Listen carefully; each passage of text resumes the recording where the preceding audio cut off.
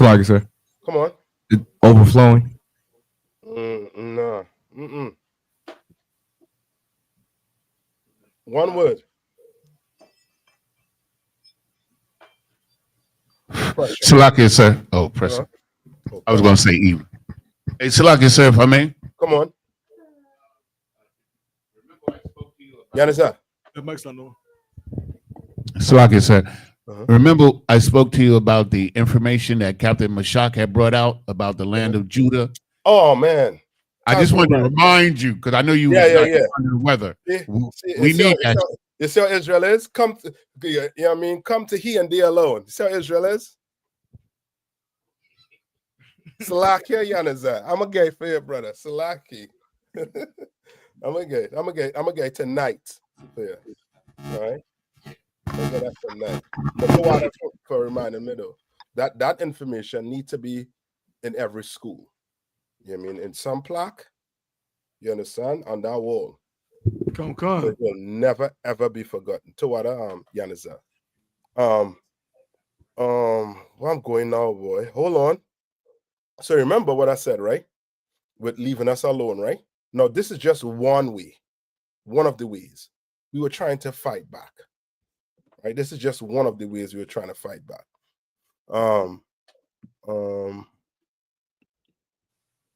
Could somebody read that for me? Do I need to go a little more? I got you, other one. You just read the highlighted part, sir. Yeah. Just read the highlighted parts. Come. So this is from a book, When Crack Was King. I have this book as well, sir. Yeah, a good book, a good read. You understand? This is an excellent read, and the brother describes how crack destroyed our neighborhood, and he gives you it from the perspective of I think either 5 people, right? Is a woman, a young brother that going to school, a couple more people, I forget, but he give you the perspective, he give you the history on what they try to do. I mean, what the government was trying to do to us, right? Now, you're just reading this little part right here. Come on. Right? Go ahead. This is an excerpt from the book When Crack Was King. The one major alternative to this deluge of whitewashed culture was hip-hop, which emerged from the ghetto alongside freebase. No, hold on. So read that one more time. Come on. The one major alternative to the deluge of whitewashed culture was understand what it's saying. Deluge from what? Whitewashed culture. What does that mean?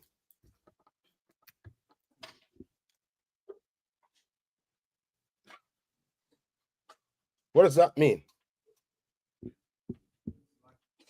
Yeah. Salaki, sir. Come on. Basically, a culture that has been manipulated into the white man's ideology. Our culture. Look up deluge for me. A deluge is a noun, an overflowing of the land by water. Yes. So now, drenching rain.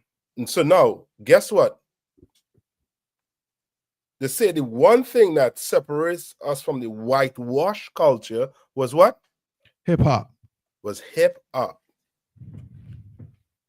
Which means we what with hip hop back then? Like fought back. We owned it. It was ours. And that was our escape from a whitewash culture. You understand? Like if these oppressors really leave us alone, you will see that we will escape from a whitewash culture. This is what Donald Trump is trying to do. Donald Trump is trying to whitewash everything. He's trying to take away your what? Your education. Our kids are not going to learn about slavery. They're not going to learn about the atrocities that happened to their people hundreds of years ago. If it isn't for the Isupk under Commander General Hannah. You understand? That's why you should try your best and make it to what? The Passover. Which you're going to learn how you got true independence from your slave master. You understand?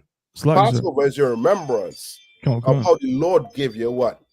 Independence from your oppressor. And they left us alone. And we what? We was in the wilderness for how long? How long we was in the wilderness for? 40 years? Yeah, about 40 years. And the Lord made sure and did what? He cleaned us up. You understand? That generation that left out of Egypt, you think they make it into the promise? Moses didn't make it. I think it's one brother made it through. And that was what? Samuel. The Lord will clean this place up. He will clean it up. You understand? They just have to leave us alone.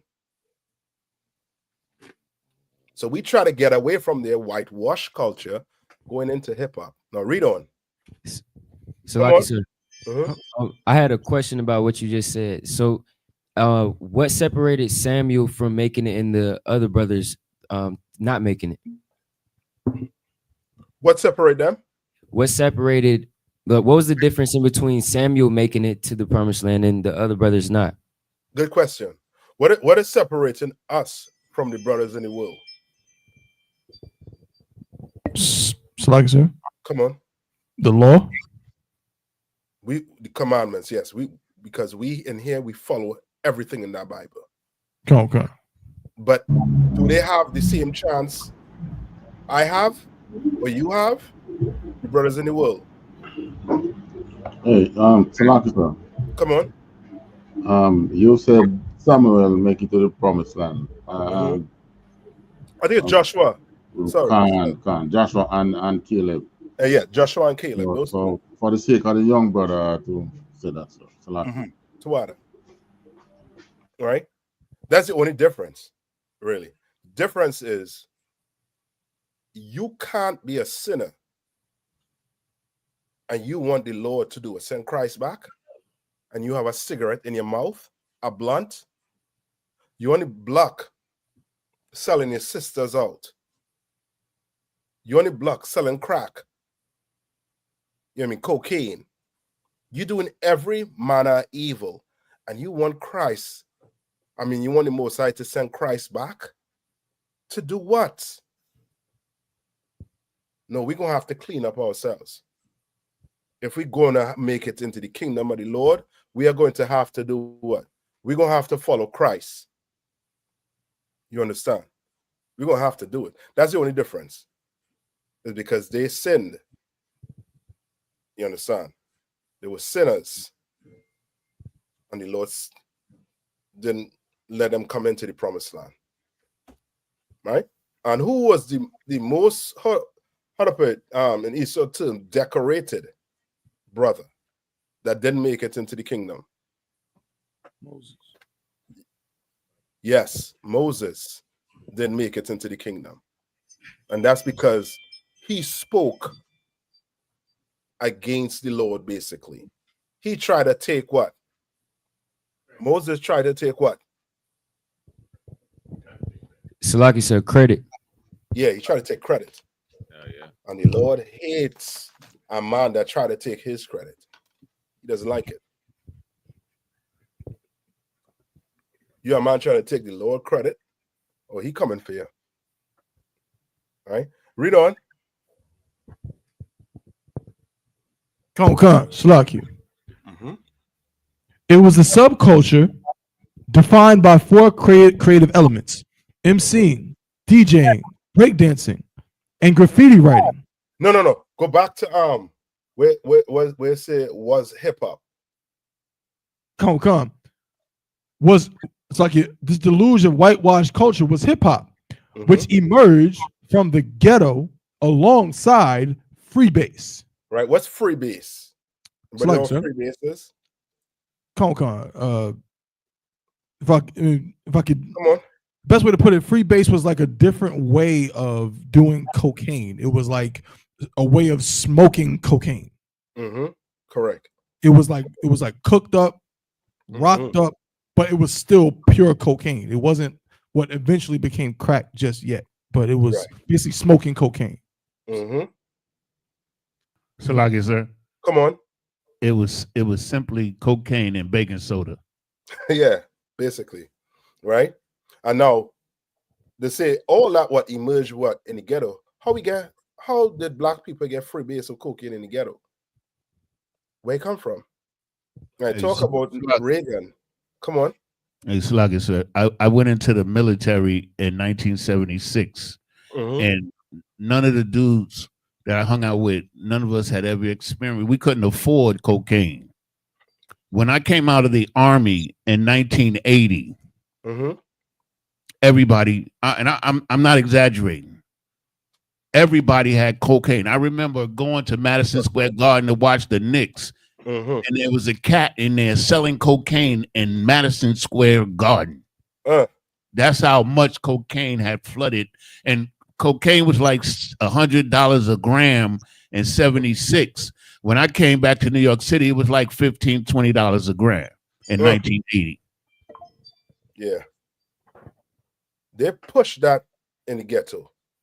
And now you're going to listen to what this brother's saying here. Read. It was a subculture defined by 4 creative elements: MCing, DJing, breakdancing, and graffiti writing.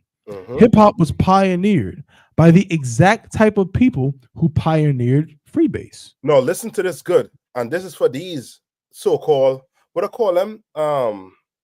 Some FBA. What I call them? What I call them? Foundational Black Americans. Yes. Who would like to lay claim that what? Hip-hop was what? Came from who? Just who?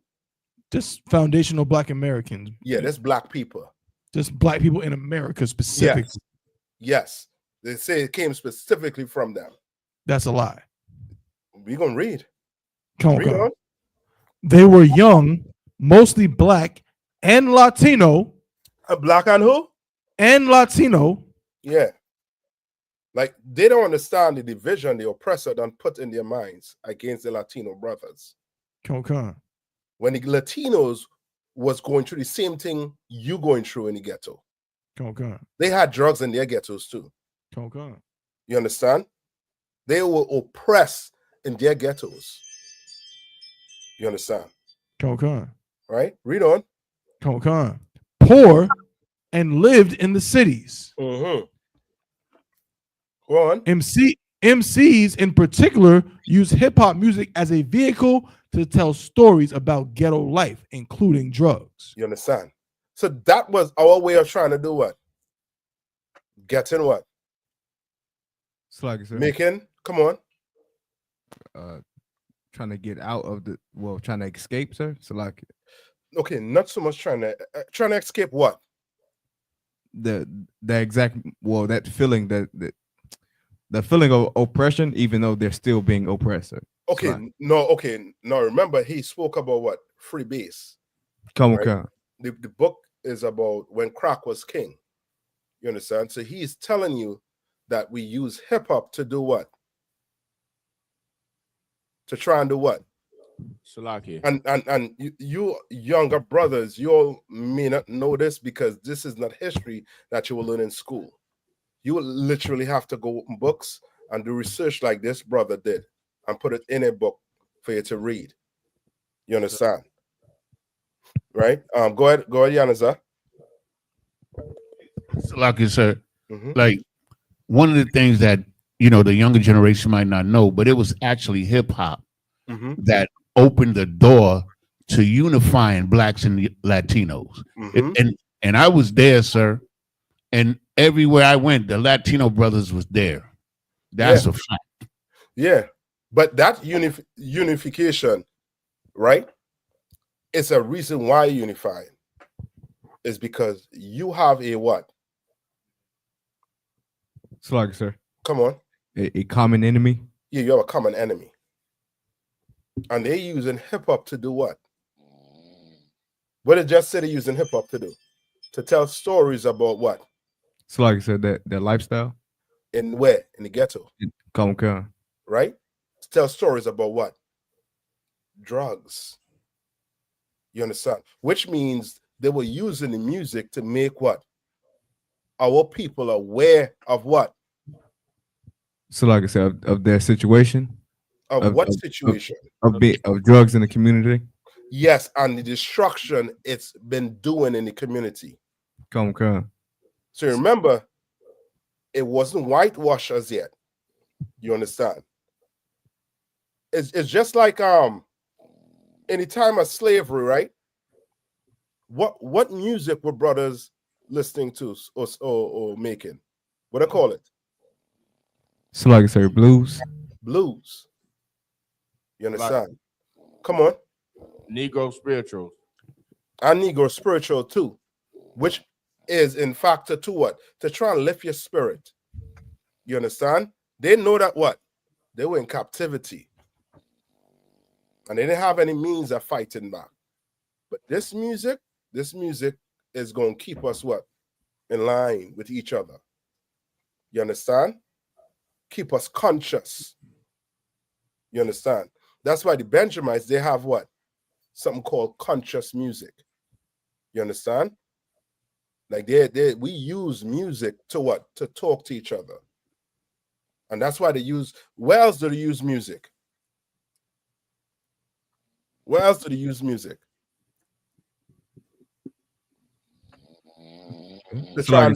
Come on. The Christian church. Yes. But I'm talking more so music in a way where it teaches you something. Salaki, sir, to influence us, to influence our brothers. Okay. How many of y'all learn the ABC? Did he learn the ABC as A, B, C, D, E, F, G? Yep, in the music, from a music standpoint. Form. So there's a way you can what? You can teach something with music. And you know that's how we did what? That's how we use music. You understand? They knew it. Because now you're trying to make brothers aware of what the dangers that come with what drugs by telling a story in your song. Why? Because just like today, do black people read newspapers? So like I said, no, we don't. We don't. Why we don't? You ever wonder why we don't read newspapers? Why is that, sir? Anybody want to give my answer? Why you think we don't read newspapers? Salakia, sir. Come on. Because it's not something usually we relate to. I'll take that. That's it. You understand? You can imagine reading some excerpt from what CNN. Black people don't have the time to sit down and read and see them words them people be using that. You know what I mean? We'll be like, what? We talk in slang. You understand? Like the way they write their stuff, the way they do their stuff is for them. You understand? We don't read the papers because it don't associate.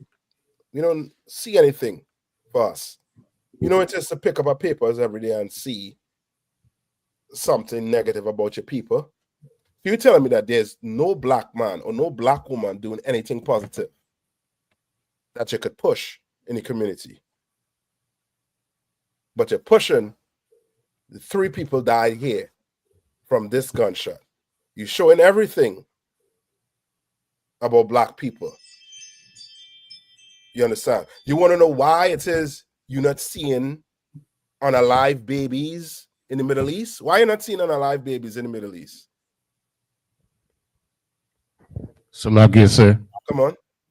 Because they don't want you to empathize with those people. They don't want you to feel their pain.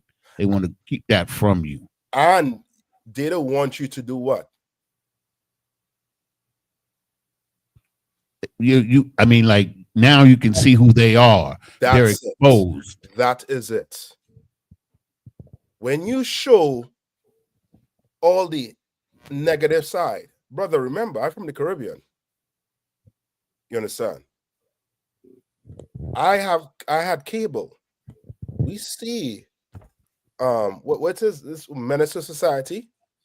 Give me some of them older ones. Them some Juice. Menace to Society, Boys in the Hood, Juice. Brother, I saw it. New Jersey Drive. You think I want to do anything with black people when I come up here? My grandmother, I mean, her Christian, the Lord bless her soul. She was like, don't go and hang out with those black boys up there. Damn. I was like, why would she tell me that? And lo and behold, the first year I came up, I went to come on a journey, Hannah. And I saw a different side. And then I start sitting back and watching and realizing, yo, I got played. I got played into being a Roman Catholic.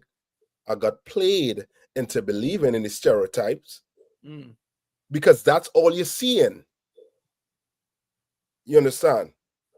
When if you had your own papers, you had your own news network that wasn't dependent on the oppressor, brother, you will see black doctors, dentists, lawyers, and your kids will be reading and they will be thinking, yo, I want to be like that black man. I want to be like him. Now everybody want to be what? A Martin Luther King. Everybody wants to be what? Uncle Tom.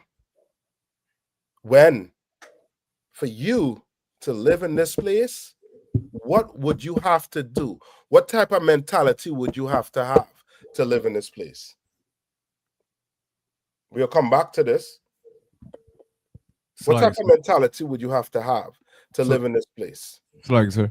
Come on. Like the slave mentality. To basically give them your power, sir. It's like it. That what we teaching you in here? Salakia, sir. You would have to have a separatist mentality. Give me a little more. You would have to deem your people. You would have to have really we can't be racist, but you would have to have like a more so a racist mentality that your people are above every people upon the face of the earth. Salakia, sir. Come on. Like we would have to empathize with our people, you know what I'm saying, and see what they're going through and be able to put ourselves in their positions.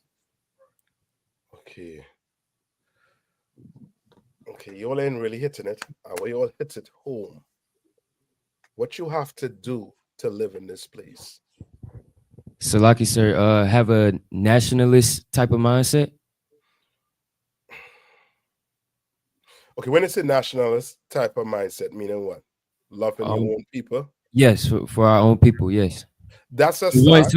I'll take that. But that's a start.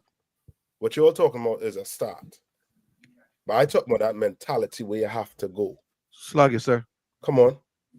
Maybe us having a common enemy.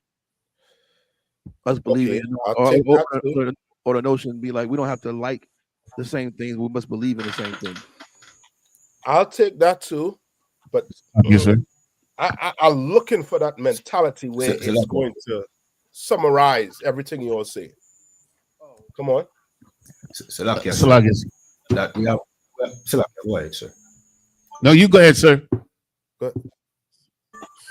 Salakia, sir, you have to, you know what I mean, understand the oppressor is the devil, and you know what I mean, we have a common enemy in him, you know what I mean? Okay. Salakia, sir. Is it could be like the Bible says a double-minded man is unstable? How about we have a singular mind? Like we have to have, you know, a focus on the Most High, the law, statutes, commandments, and just basically, you know, the whole thing about caring about your own people, being selfish with these records, being selfish with, you know, with our traditions, you know, being singular-minded instead of double-minded. Salaki, sir. Okay. Yes. Okay. What you're saying is, you know, I mean, on point with the whole, you know, I mean, with everything. Those are things you could, you know, I mean, you could definitely teach. You understand?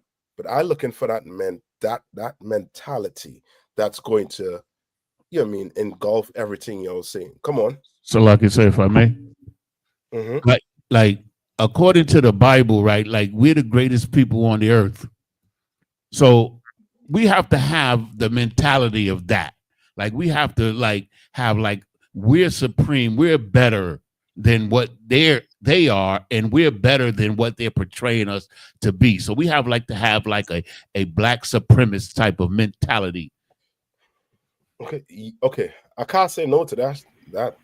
I can't say no to what everybody's saying about looking for a particular attribute you need to have. So like this, if I may. Come on.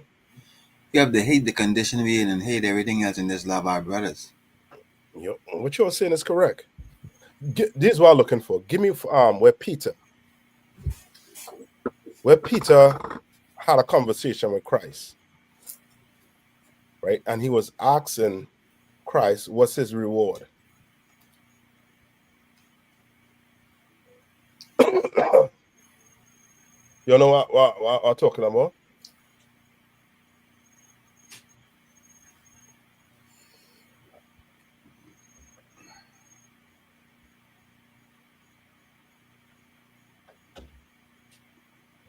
Go to I think Matthew 19 and 29. To what? Not you're right in a way, but that's not what I'm looking for. All right. I'm looking for this. Okay, sir. Come on. Has everything to do with fear? No, not fear. Okay. Remember, okay, the time we're living in right now, right? Since you bring up fear, what do black people have? Fear. Right? Fear of what?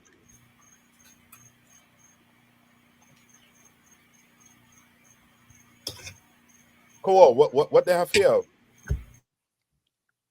Fear of reprisal from the oppressor for standing up for what's right. The type of fear that the national anthem plays. You stand up because you don't want to be that brother sitting down. The type of fear that the Hebrew boys didn't. Give me from the perspective from a brother in the world. You're looking at it from the perspective of a brother in the truth, looking at a brother in the world. So they're scared of the white man. They're scared of they're scared of not going to jail, or they're scared of Yes, you're still giving me the perspective of you being a man in the truth. Okay, come on. Salaki, would it be scared of more oppression? No, just make it simple. What black people are scared of right now? Salaki, scared of losing their jobs? Yeah, just make it simple. No job. Make it simple. They're scared of losing their job.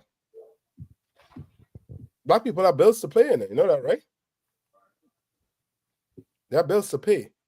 They have them nice, 8-bedroom homes. You know what I mean? A couple Benzes. You understand? BMWs. Right? Yes, of not having money. They're scared of that. And because of that fear now turns into what? I'm going to lose my house. Then what? I could lose what? Salaki. Come on. Lose your house, lose your woman. Yeah. So your house and a woman, them fighting for number one. Right. You come home to that woman who has that lifestyle and say, baby, I just lost my job. What do you think will happen? Right. Salaki, sir. Come on. Now the black man becomes desperate. Now he becomes what? Desperate. And when you're desperate, what do most people do when they're desperate? Salakia. Whatever it takes. Yes. Sluggy, sir. What's the mentality you have to have? Read Matthew 19 and 29. Nobody found what I asked for as yet? Come on, sir. I have it. Come on, read that. Matthew 20, it's like it says 29, sir. 19 and 29. Yeah. Come on. This book of Matthew, chapter 19, verse 29. And everyone that have forsaken houses, or brethren, or sisters, or father, or mother, or wife, or children, or lands, for my name's sake, shall receive an hundredfold. So what's the mentality you have to have in this timing? So like I said, come on, making it to the kingdom, sir. So like, okay, no, you had to explain that. So like I said, meaning that making it to the kingdom, being that you have to be straightforward on exactly what you're gonna do, meaning following after Christ, not being in the world. And okay, I think when we go to this one, you all might get it. Salaki, so by me. Come on. Be willing to forsake everything else. My man, you gotta be willing to lose every goddamn thing. Right. Everything.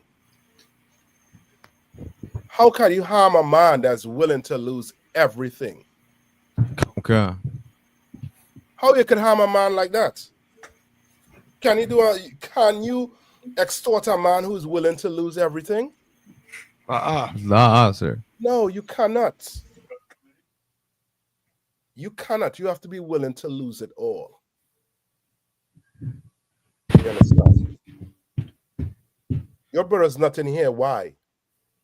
Because that woman said, if you go back to that class, you're not getting no more box lunch.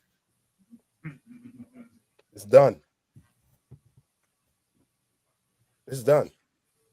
The relationship is over. It's like it, sir. Come on. Does this also correlate with the precept that says, I'm paraphrasing, that says, a man that's willing to save his life and lose his life, but a man that's willing to lose his life shall gain the kingdom, sir? Yeah, I'll take that. That's it. You had to be willing to lose everything. I was taking you all to a woman who wasn't ready to lose everything, and what happened?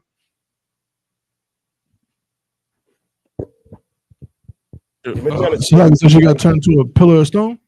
A pillar of salt, Salaki. Give me Genesis 19 and 29. 26, I believe.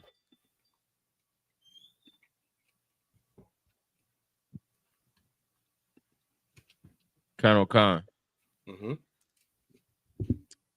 Genesis chapter 19, verse 25. And he overthrew the cities and all the plain and all the inhabitants of the cities and that which grew upon the ground. Verse 26. But his wife looked back from behind him, and she became a pillar of salt. He had to lose that, though. You know what I mean? Woman. What happened to one of the prophets? I think it was Jeremiah. He didn't want to go on and do what the Lord told him to do, and what the Lord did. What did the Lord do? It's like it, sir. Come on. Is it talking? Well, are you referring to the brother lost his wife, sir? Salakia? Yeah. Come. Yeah. And guess what you had to do? Wipe them tears off, put that mitri on, and go to camp. Come.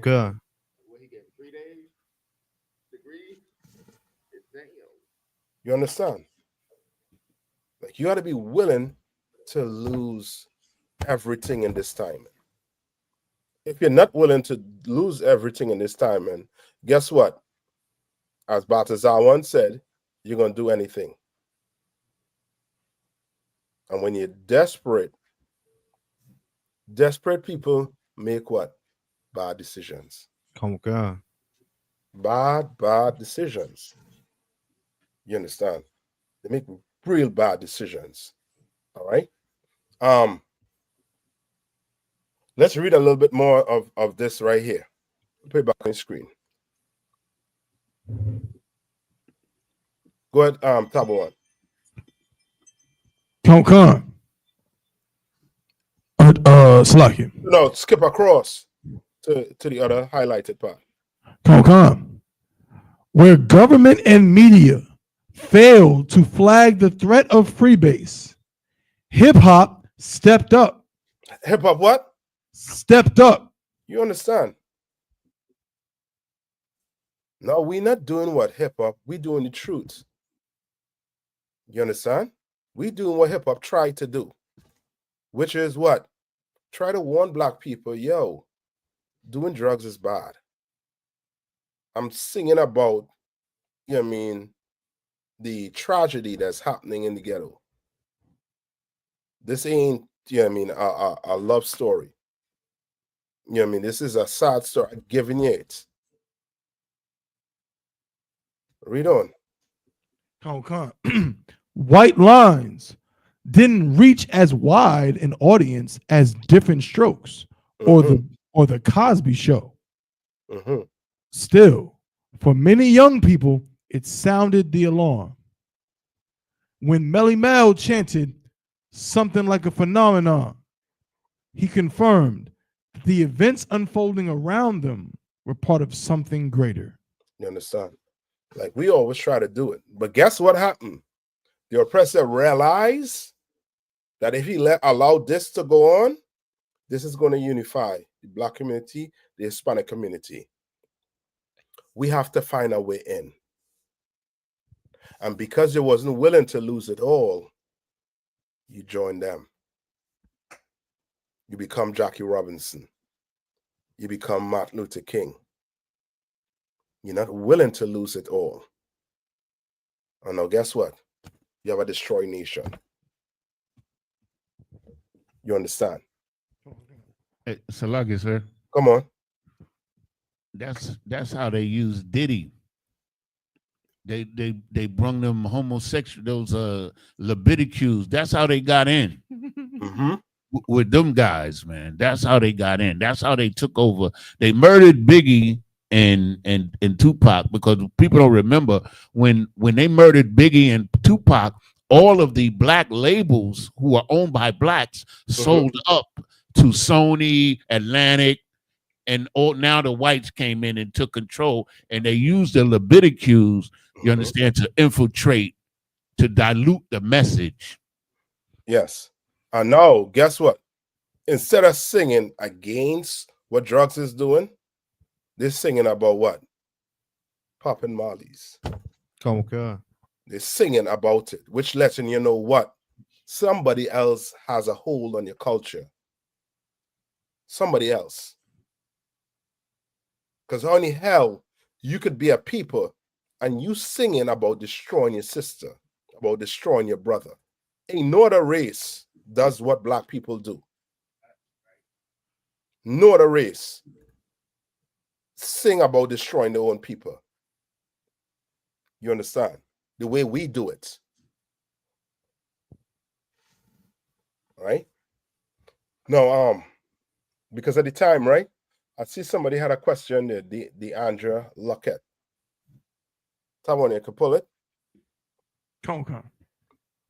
I think it's Ecclesiastes 4 and 9. I don't know if that was a question, so I think it might have been a response to what we were talking about at the time. I mean, I'll check it out. If it's not a question, just let me know. Okay. All right. Ecclesiastes 4 and 9. Yeah, okay, well, yeah, don't worry about it. If you say you don't think it was a question, it was a response. I don't think it was a question, sir. Okay. You want any questions before I let you all out? I know we're over the time. Any questions? If not, don't forget to pay a Passover fund. I'm gonna pay back on the screen. How I pay back on the screen? I got it's one of the overlays. Okay. I got you. There it is. We're gonna pay a Passover fund. You understand? Everything is free for the entire week. You understand? Your daycare, your block party, right? The kids party, the lamb, slaughter the lamb, and of course the main event. What's the main event? The Passover. Passover. Ain't right. You understand? You sisters, you know what I mean, that married, you make sure that man gets you that red corsage. Don't wait. Don't wait. Get that red corsage, man. Your sisters who single, make sure and talk to your camp leader to see if you're ready for that white corsage. Go get it. Matter of fact, let's go get it. You understand? Go get it. Don't talk to you. Can't we go get that white corsage? You understand? All right, put it on, and we're gonna come in there and we're gonna rock it. All right, but pay a Passover fund is very important. Come. Right. Hey, come on. Yeah, you can do it. I'll break down Psalm 60 and 8. Psalm 60 and 8. Yeah, come Moab on. is my wash if I remember. Come on. The book of Psalm, chapter 60, verse 8. Moab is my washpot. Over Edom will I cast out my shoe. Philistia, triumph thou because of me. Where's the question on it there? Break it down. Remember, Moab is my washpot. What was a washpot? Look up washpot for me. Basically, it's a pot that you wash in. Yeah, but and okay, and now you wash. Come on. Like a sink, sir. Like where your dirty dishes. Yeah, so you washing. You understand? Meaning what? If Moab is your washpot, is he exalting Moab? La, sir. Sir. What is he doing to Moab? It's an insult, sir. It's an insult. You understand? Right. Like what? Like a menstrual cloth. Right? Remember when they say destroy the gods? Their gods like what? Like a menstrual cloth? Come on. You understand? Like he is disrespecting Moab because of what they were trying to do to the children of Israel. Right? Remember this King David. And what did he say about Edom? Over Edom will I cast out my shoe. You understand? That's where them Arabs, what do they do when they're upset with each other? Throw shoes at each other. Yeah, they take the shoes off and pelt to touch you because it's a disrespect. Like George Bush. You understand? And he is saying what? Esau is what? Will be cast out like what? Over Edom will I cast out my shoe. Yeah, meaning he gonna throw the entire nation of Edom with his shoes. Damn, that's right. Read on. Philistia, triumph thou because of me. Right. And what is that saying? He is saying the reason why Philistia is what? Winning is because of who? Him. It ain't them. Don't think it's them Hamites. You understand? It's us. And he's saying we triumphant because of who? Me. Right. Read on. That's it, sir. Okay. Slug, sir. David, come on. I'm not sure if he was done, sir, but there was another question online, sir. Come on with it. And we got a question in the room as well. Come on. Sister Dawah asks, so Lucky, if I may, how is sisterhood synonymous with brotherhood? Right. How is sisterhood synonymous with brotherhood?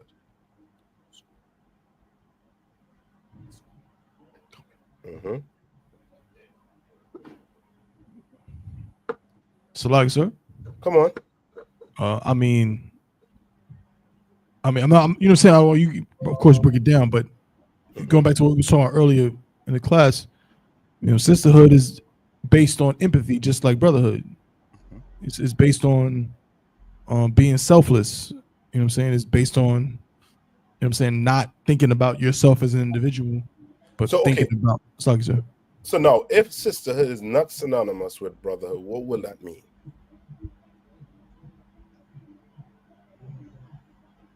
You say if it's not, what will that mean? I mean, then if it's not synonymous with brotherhood, then that would mean that sisterhood would mean being selfish, which is not what it is. Yeah, meaning sisters won't be hold to what? The same standard a brother hold to. Come on. I can't eat pork, so guess what? A sister can't eat pork too. Right. You understand what I'm saying? I can't steal, so what? A sister can't what? Steal too. Right. But the Bible is written in a way where it's male dominant. Why? Why? So when the Lord say, love your brother as you love yourself, it's just a man they're talking about alone? Sir. No, it's not. Sisters too. But the Bible is written in that way for a reason. Why?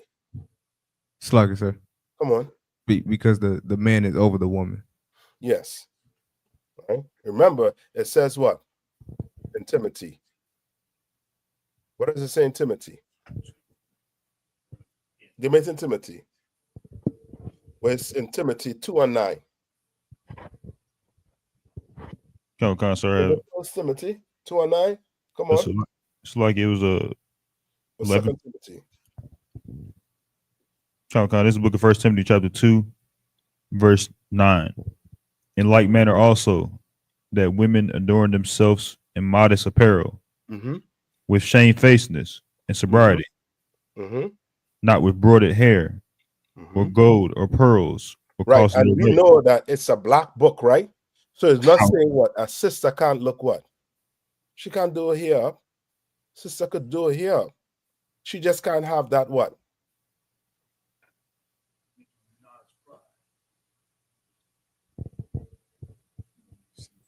She can't have that attitude that Cardi B has, that Erykah Badu has.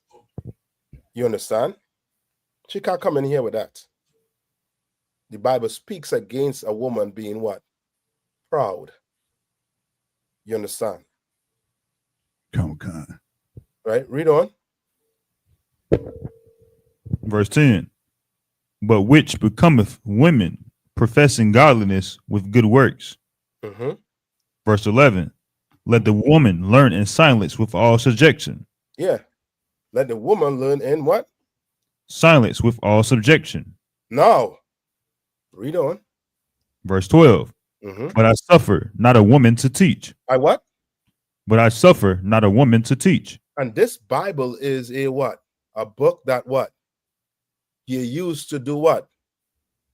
It's like, sir, teach. To teach.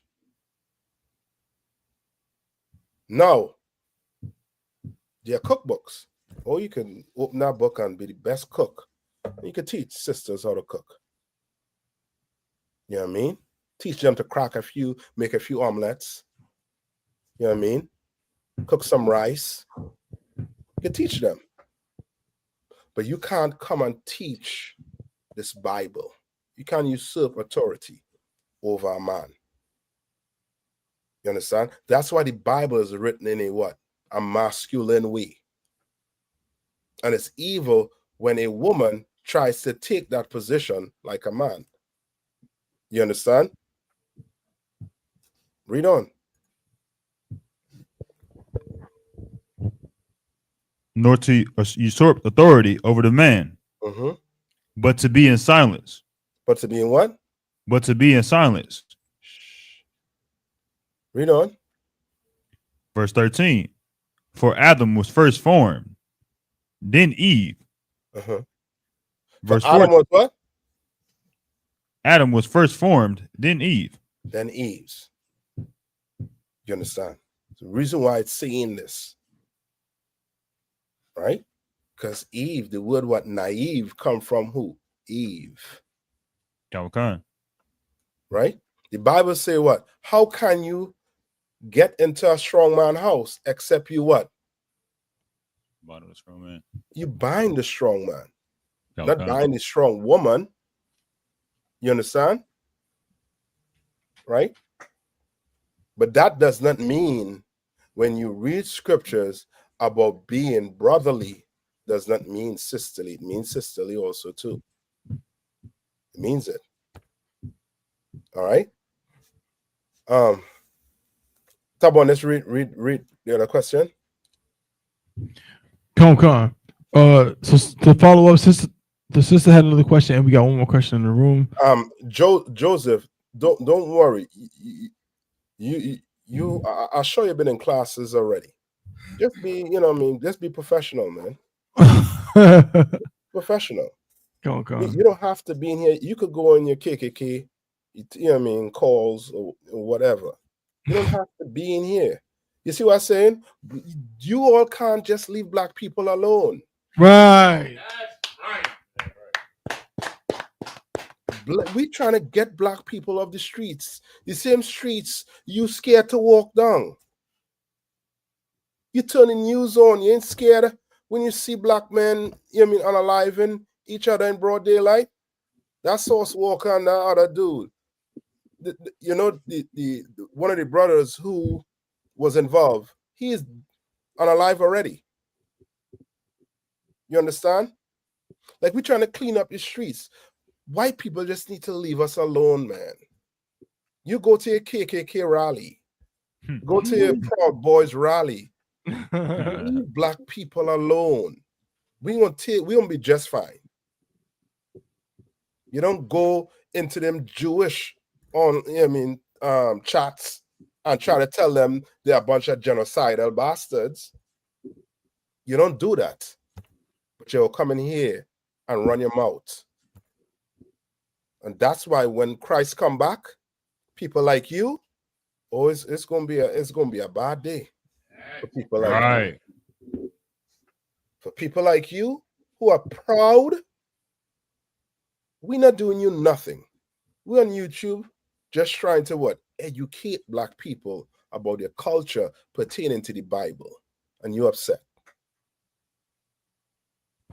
That's why we say the white man is the devil, the Bible speaks out. That's right. So come on. The question the sister have there? Come on. Salakia, can a brother and or husband lead a sister to be more sisterly, or is it up to a sister individually to uphold sisterhood? Okay, good question.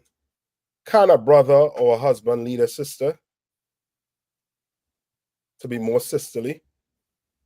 Come. You better listen to what Commander Jerry Hannah telling you.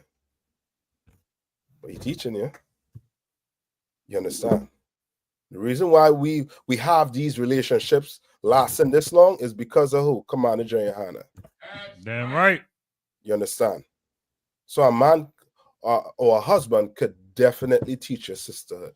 And of course, who Commander Jerry Hannah follows? Christ. Right. You understand? Christ didn't have a what? He didn't have a wife, but you think he could counsel you on having a wife? Or you better listen to what Christ was telling you. What about Paul? Did Paul have a wife? No. His wife was the school, just like Christ. Their wives was what? The school, the brotherhood, the sisterhood. And Christ taught us how to be brotherly, how to be sisterly. So definitely, a brother could teach you. You know what I mean? And of course, sisters can show the sisters to be sisterly. You understand? Who was doing that in the Bible? Who did it in the Bible as recorded?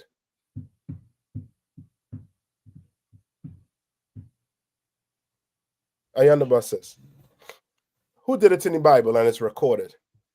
And these so-called women who saying God talking to them, they like to refer to her. So like you say, come on, Deborah. Yeah. All right, but they like to misconstrue that Deborah was just what?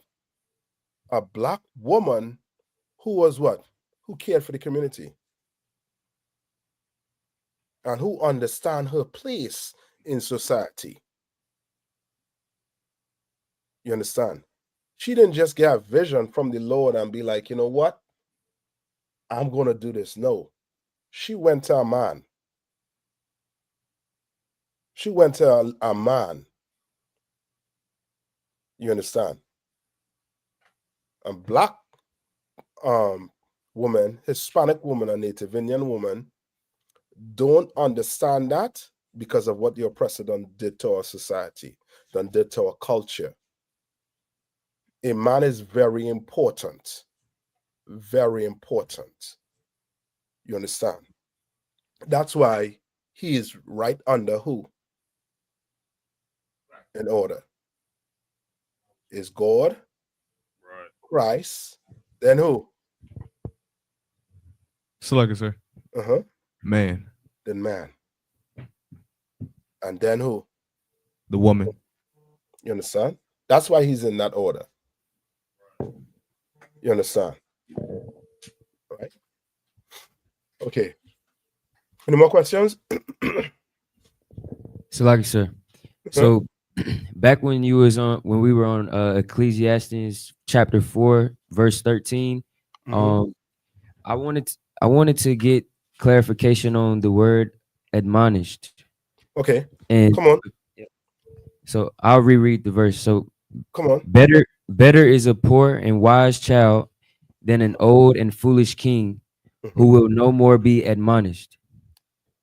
Yeah, what does that admonish mean? Look at that. Good question. Salagi, sir. In this, if I may, sir, in this context, it's talking about somebody that doesn't want to get checked, doesn't want to take advice. Doesn't want to what? He can't take a check-in, and he doesn't want to take advice from others. He doesn't want to be criticized. He doesn't want to be criticized. Doesn't want to take advice. So read it one more time. Who look up admonish? Slug, sir, I got it. Come on. Admonish, warn, or reprimed someone firmly. Yes. Reprimand, Salakia. You warning somebody that danger is coming. Right? You warning them, yo, it's coming. Right? You have what? So read it from the start again. Salaki, sir. Better is a poor and a wise child than an old and foolish king. Better is a poor and wise child. You're a poor man. A wise child is who? Somebody who does what? Who makes what? Good decisions. You understand? And better is a poor man. Because guess what? What he had to lose? Nothing. Nothing, sir. You understand? And so better is that poor man and that wise child than a what?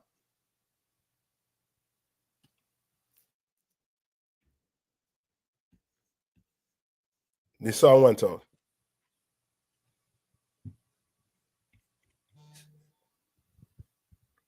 All right. And Salaki, sir, I have one more question. So, how does verse 13 correlate through 16? So I'll read 14 through 16 real fast. Come on. For out of prison he cometh to reign, whereas also he that is born in his kingdom becometh poor. Right. So meaning what? Out of what? Prison. Meaning what? This poor man who went to prison, he's going to do what? Come out and what? And become what? Cometh to reign. He cometh to rule. Right? And think that poor man as who? Who's the poor man here in this metaphor? Who's the poor man?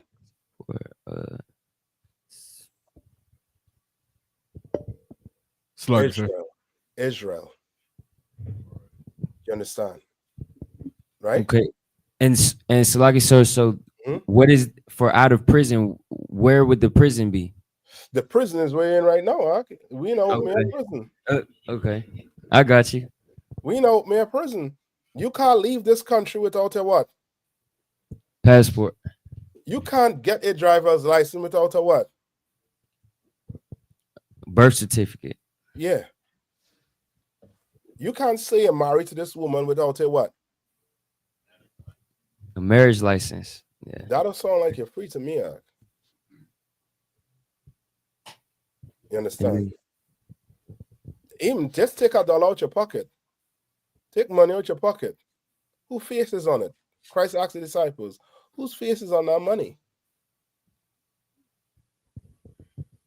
It's the white man, sir. Yeah. You understand? And out of this prison ark, we're going to what? We're going to rule when Christ return. Right? We're going to rule. Read on. So like I said, I considered all the living which walk under the sun, with the second child that shall stand up in his stead. Right? And the second child shall what? No, that part I might have to get for you. I forget that part. All right. You mean read again? What verse in? Of Ecclesiastes of chapter 4, verse 15. Let me get that verse for you. Okay. Right? So what I'll do is I won't push on from there because I know the next verse would be something coming up to that verse we just read. But let me get that for you. I'm gonna get that for your next class. I'll start it off next class with that, right? And Ecclesiastes what 4 and 15. Yep. All right. So with Constant. that, Hey, Slack, sir, I had one question, sir. Come on.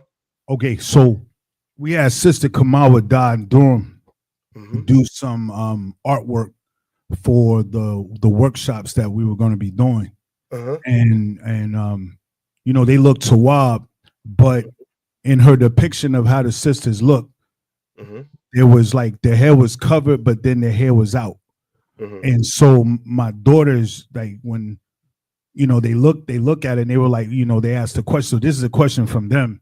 They wanted to know, like, when it says that a sister's hair should be covered, and you know, they've said they've seen sisters with like a gold chain on top of their head and the rest of their hair was out, or they look like a headband and then the rest of their hair was out. Is the head, should the hair be out or should the hair be fully covered? Is it about their head or is it about their hair? Their head. The head has to be covered. The hair could be out. So a sister could have a headpiece and the hair out, coming down. But a head has to be what? Covered. It's like us wearing it's like, you know, I mean, brothers wearing headpieces, right? We say our head has to be what?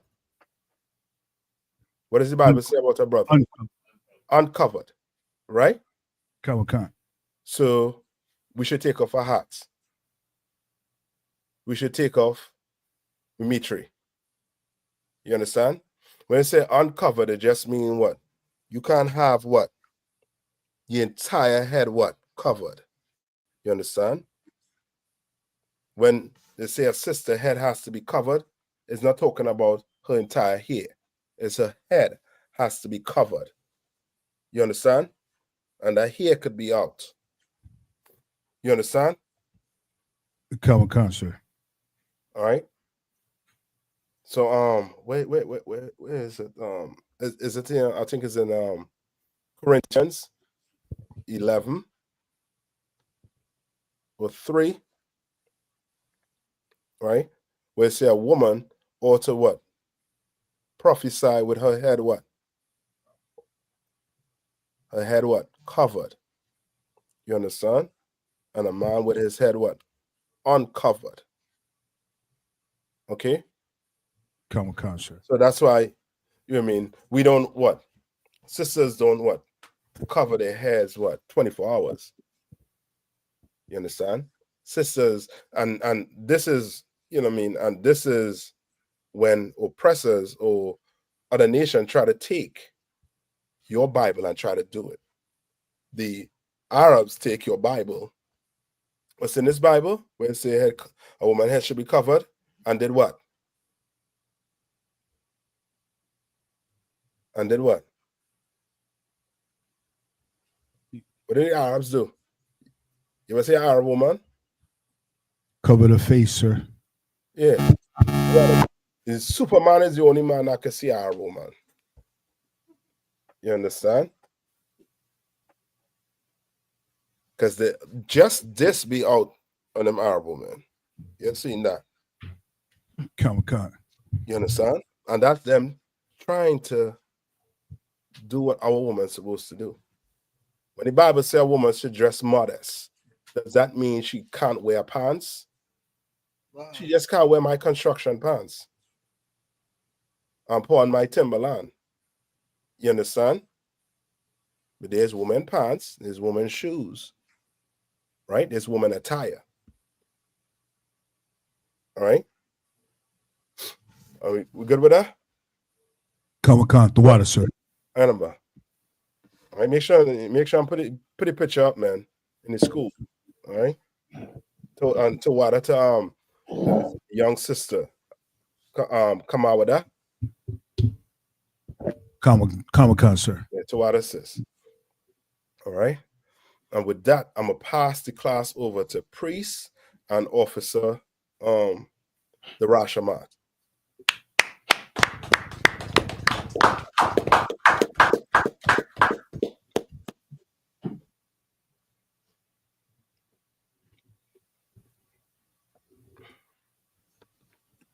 The Rash, if you're talking, we're not hearing you.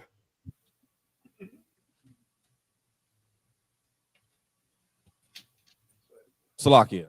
Men of Israel, we're going to run a one courtesy salute to Captain 13,000 Nayathaq. Amadim Shabbat. Amachim. Rock. No, hold on. Amadim Shabbat. So start it over. Men of Israel, Amajim. Amajim Shabbat. Amajim. Barak. Yahweh Shemi Ashai Brakatham. Yadamatah. Sar, being turned to face the sisters. Sisters, Amajim. Men of Israel, we're going to render one courtesy salute to the sisters. Amajim Shabbat. Amajim. Barak. Yadamatah. Yashabi means to be seated. Isupk security announcements.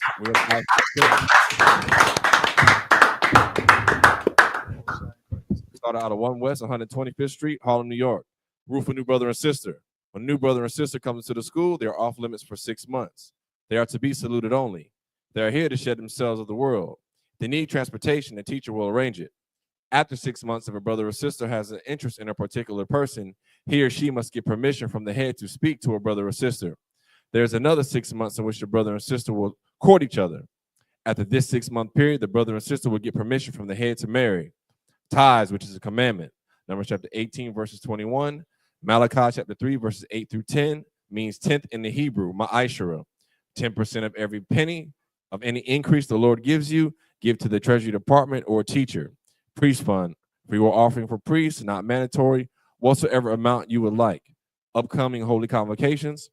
We have the Lord's 56th annual Passover, which will be April the 12th of this year, which will be held in Atlanta, Georgia. If you have not paid your Passover fees, please get your Passover fees paid as soon as possible, which is the 14th day of the first month, followed by the Feast of Unleavened Bread, which is the 15th day of the first month for 7 days, which is April the 13th through April the 20th.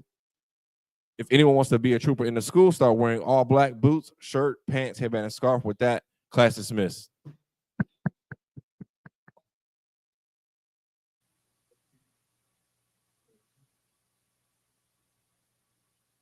Welcome to Atlanta.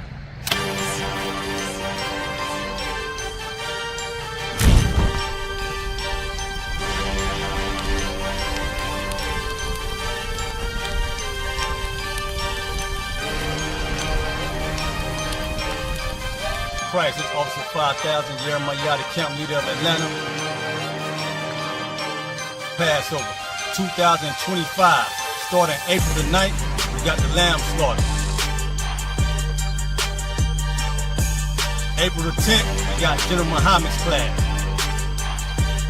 April the 11th, we got the black party that's gonna have the Hebrew graduation. April the 12th, in Atlanta, Georgia, the 56th annual Passover, the only Passover under Commander Junior Hunter. Our great and holy King has honored us for turning our lives from the darkness to the light, man. There's no greater gift you can receive than to wake up to the truth and then commit your life to saving your brothers, man. Looking in their eyes and seeing their faces and seeing what they've suffered and what they've gone through and seeing the end of it, man, it is a guaranteed seat in the kingdom of heaven, man. So in the name of our King Yahushua, we dedicate us another Passover of brothers and sisters' lives being saved. April the 13th, we got the Feast of Unleavened Bread.